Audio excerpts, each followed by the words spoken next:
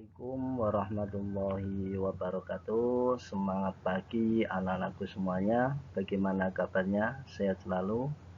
Alhamdulillah.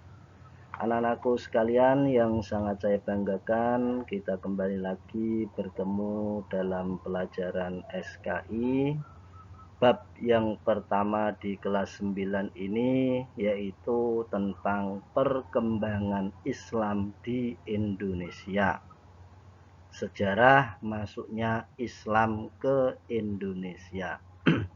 Sebelum kita mempelajarinya terlebih jauh, maka sebelumnya mari kita berdoa dulu dengan diawali membaca Bismillahirrahmanirrahim.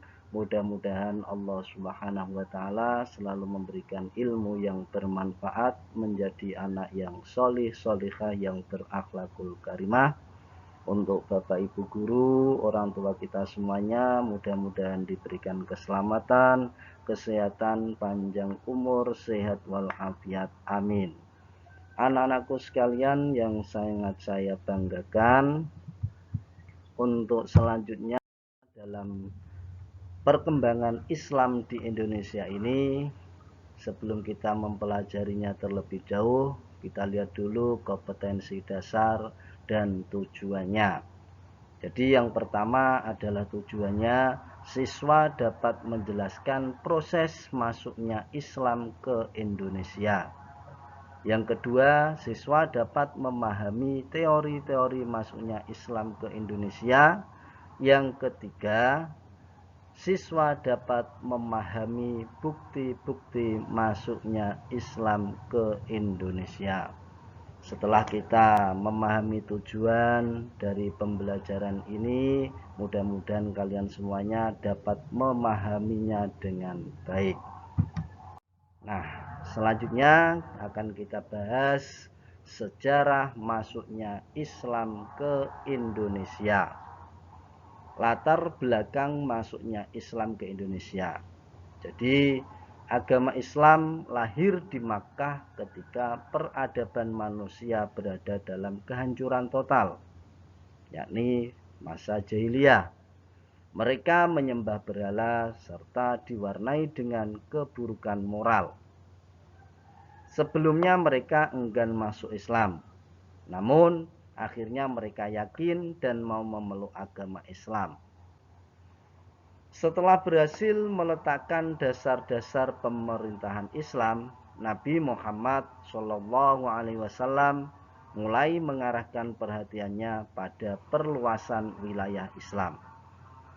Dalam kurun waktu yang tidak lama, agama Islam tersebar ke seluruh penjuru dunia, termasuk Indonesia.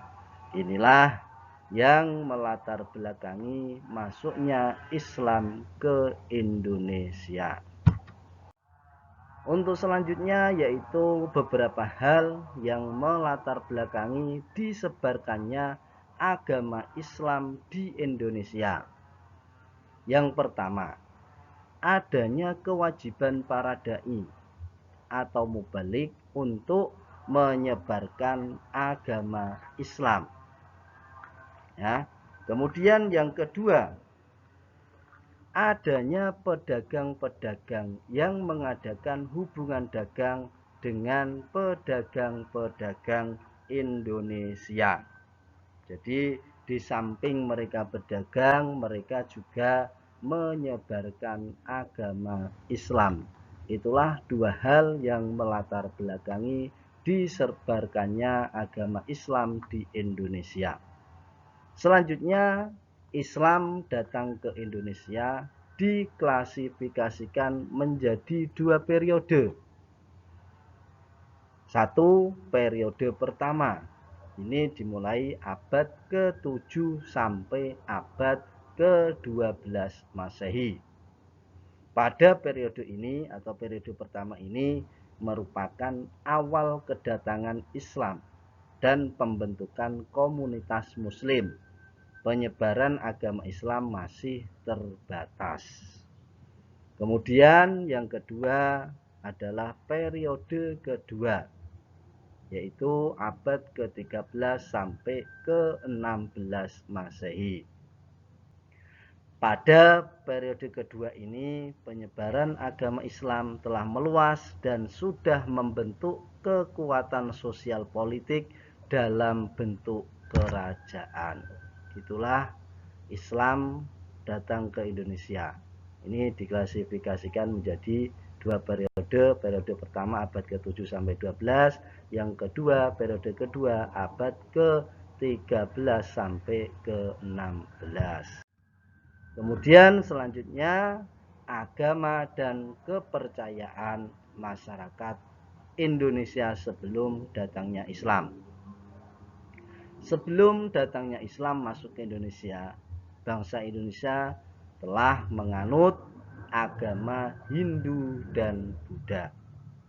Sedangkan dalam hal kepercayaan, mereka menganut kepercayaan animisme, dinamisme, dan politeisme. Ini jadi animisme itu adalah kepercayaan bahwa setiap benda mempunyai ruh. Kemudian untuk dinamisme adalah kepercayaan yang menganggap bahwa benda-benda tertentu mempunyai kekuatan gaib luar biasa. Kemudian politeisme itu artinya adalah kepercayaan yang mengakui adanya banyak Tuhan. Itu agama dan kepercayaan masyarakat Indonesia sebelum datangnya Islam. Kemudian selanjutnya adalah golongan pembawa dan penerima agama Islam ke Indonesia. Golongan pembawa agama Islam di Indonesia adalah kaum pedagang. Kemudian kaum mubalik atau guru agama. Yang ketiga adalah kaum sufi. Adapun golongan penerima agama Islam di Indonesia ini terdiri dari dua kelompok besar. Ini dari golongan penerimanya dibagi menjadi dua. Yang pertama adalah golongan elit. Ini terdiri dari para raja, bangsawan, dan pengusaha. Kemudian golongan wong cilik, yakni golongan lapisan bawah atau rakyat jelata.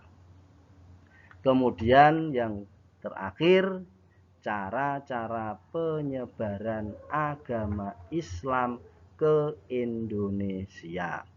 Yang pertama yaitu perdagangan, kemudian yang kedua sosial atau perkawinan, yang ketiga pengajaran atau pendidikan, yang keempat tasawuf, yang kelima kesenian, yang keenam adalah politik.